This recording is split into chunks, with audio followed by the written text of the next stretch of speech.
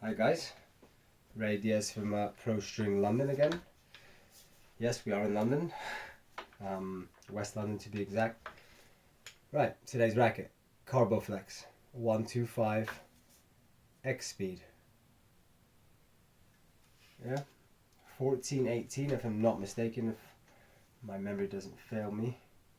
Should be here. There you go, 14 mains or vertical strings by 18. Very popular racket, has been changing throughout the years. I think every year pretty much Tecnifibre have been launching a different Carboflex, or maybe every couple years. Could be very good rackets, best sellers I would say on the market. Solid frames, and pretty simple to restring. This client wants just a basic synthetic gut. Pro's Pro synthetic gut, also good for tennis and squash. Nothing fancy, of course. They seem not to want to pay the extra £8 for the top string, which I actually used in my last racket, which it would have been the Tecnifibre 305, the leading squash string for the last 4, 5, 6 years at least now. Tecnifibre 305 strings. So this person didn't want to splash out despite playing weekly, I think they told me. So we're going to use 12 full lengths of the racket. I don't know if you can see, just about there I think. But 12 full lengths. 1, 2, 3, 4, 5, 6, 7, 8, 9, 10, 11, 12. Apologies for the noise. The reels can make a bit of a kerfuffle. Always starting from the bottom with squash rackets. There are a few Dunlop rackets, if I'm not mistaken, and probably another few where they do have a neck or throat of the racket, just like this one. Right, in this one you would start, you can see there's 6 holes at the bottom, 3 loops.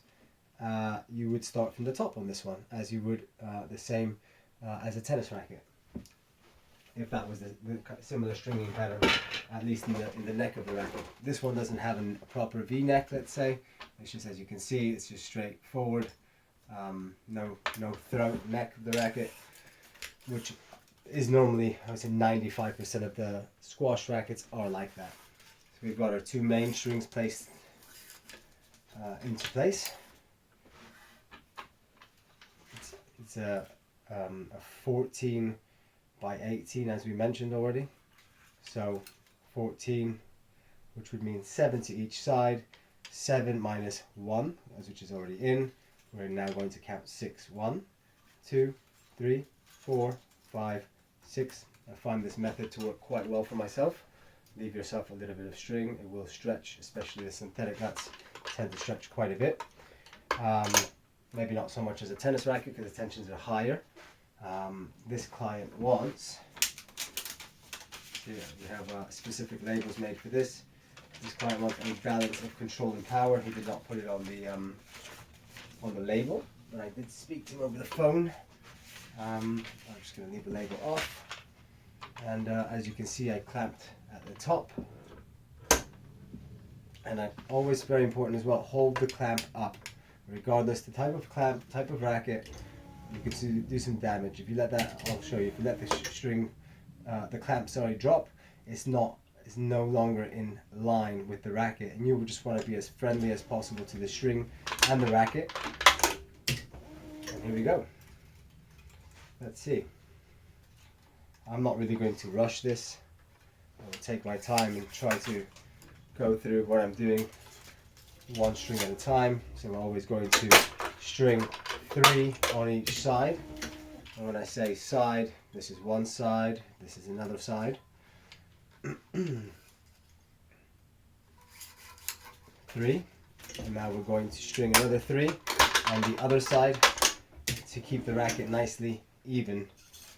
You don't want to be stringing one full side and then the other.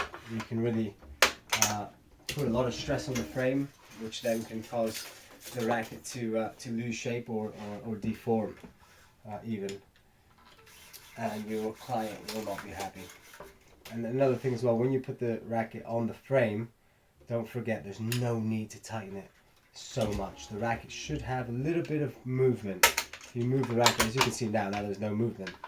But when there's no strings being pulled, it should have a little dance in it. A little bit of space. The racket needs a bit of space to take back the shape that it would have when it's strung. So the racket is one shape when it's unstrung, and then it takes a slightly smaller shape, or tighter perhaps you could say as well, just because of the tension that we are adding to the racket. Again, 25 pounds of tension on this one, which is a fair balance between control and power. This is the fifth main on this side.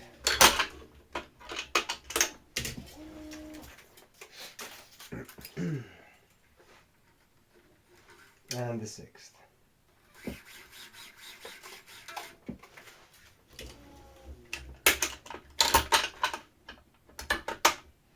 I'm going to put, yeah, there's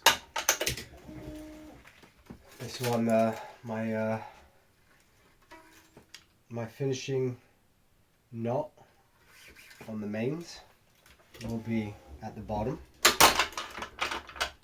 And how do I know that? Because I've done 6 on this side and there's 7 on each side, so this one will be the last one down, which obviously will be exactly the same. This is my short side, the side I'm working on now. So I've got a couple more to pull, 2 more to be exact, and then we'll be tying that first finishing knot.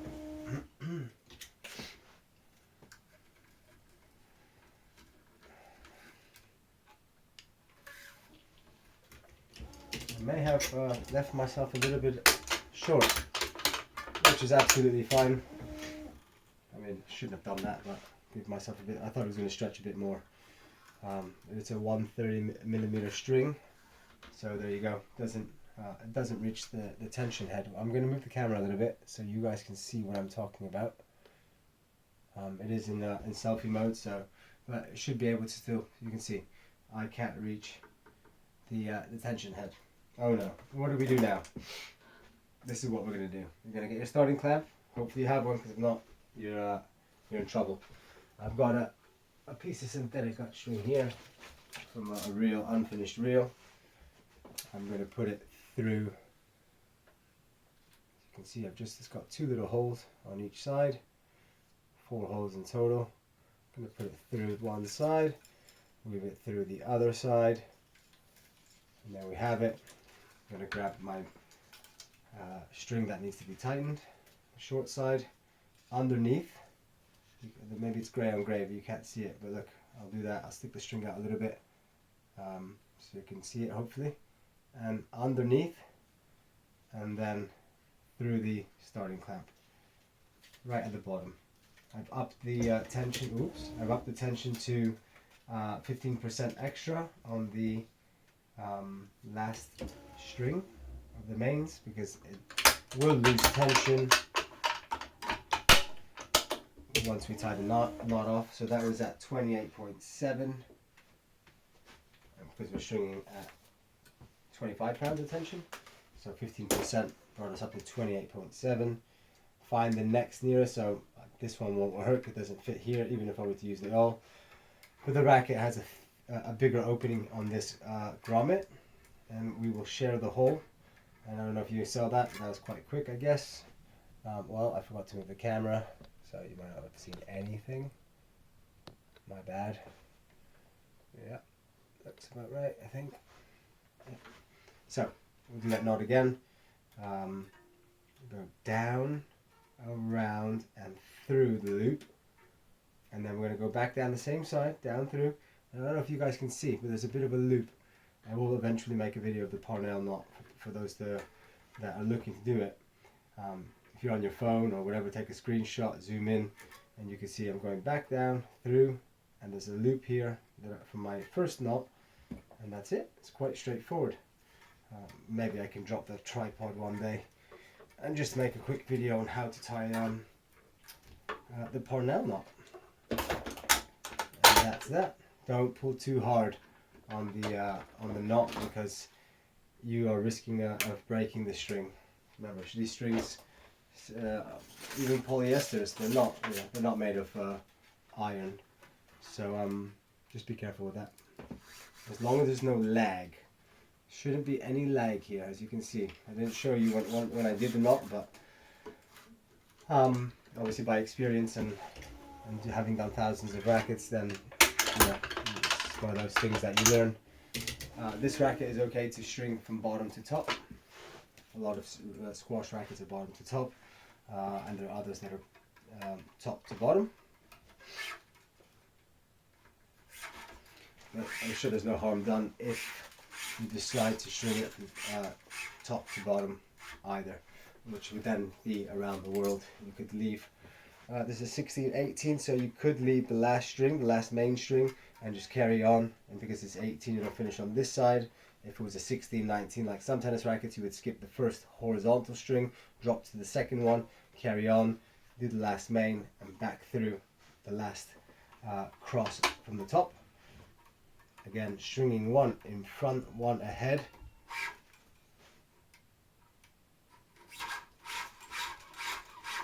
I apologize if it gets a little bit noisy in the background. You may not hear it. I have three young children, 8-year-old, 4-year-old this Wednesday, still 3, but 4 in 2 days. And yeah. Alright, thank you.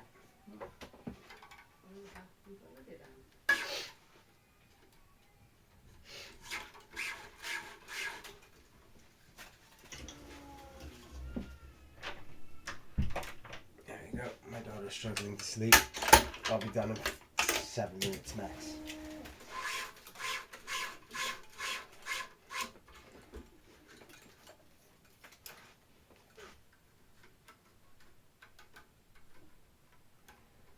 Baby still not sleeping through the nights, unfortunately for us. No harm done. They cried for a few minutes. That's what babies are meant to do.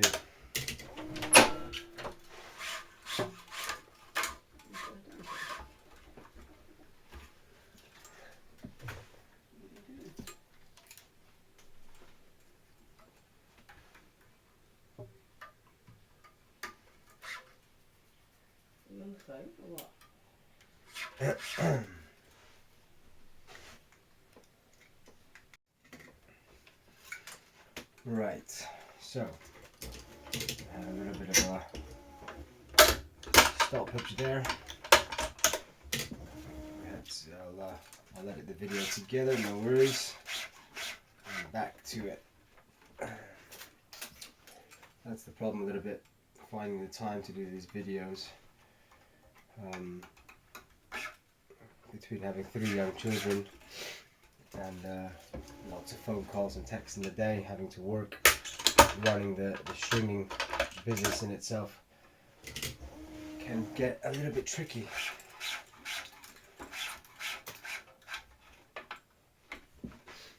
And I find that a lot of times with stringing squash rackets, the mounting system tends to open up a little bit, so having to find myself tighten it a few times actually before finishing the racket.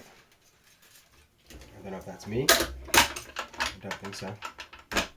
You never know.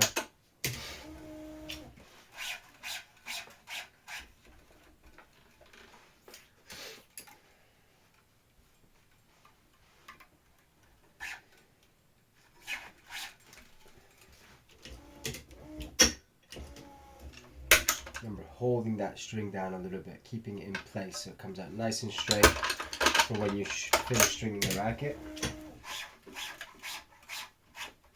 Trying to move the strings as least as possible, so finishing the racket with as many straight strings as possible is always a good practice.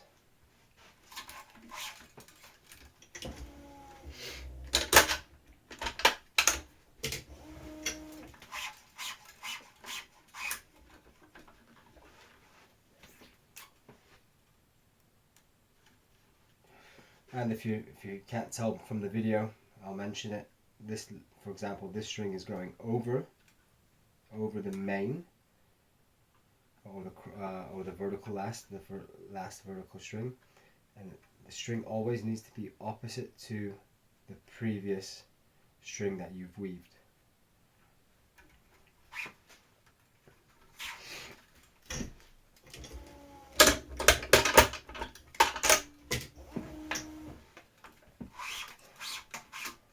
Not that far from finishing. 3, 4, 5, 6, 7, I think.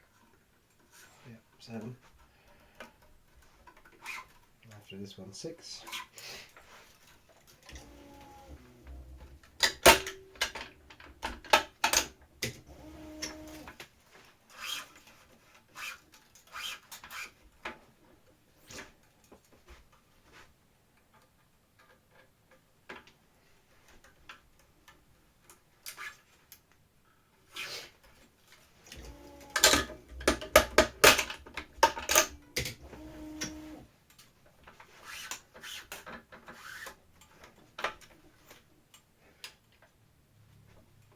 Again, find myself tightening the mounting system.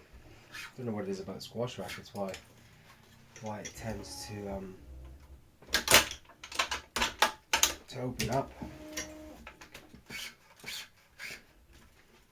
I can guarantee you it's not a lack of putting the racket correctly on the machine or mounting system.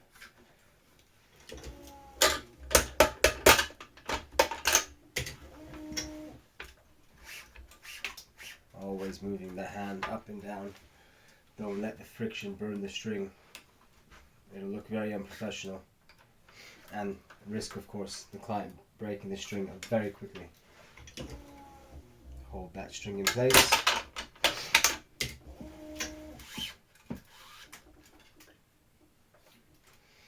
Okay, 2 more crosses to go and we're done. Tie yourself a knot.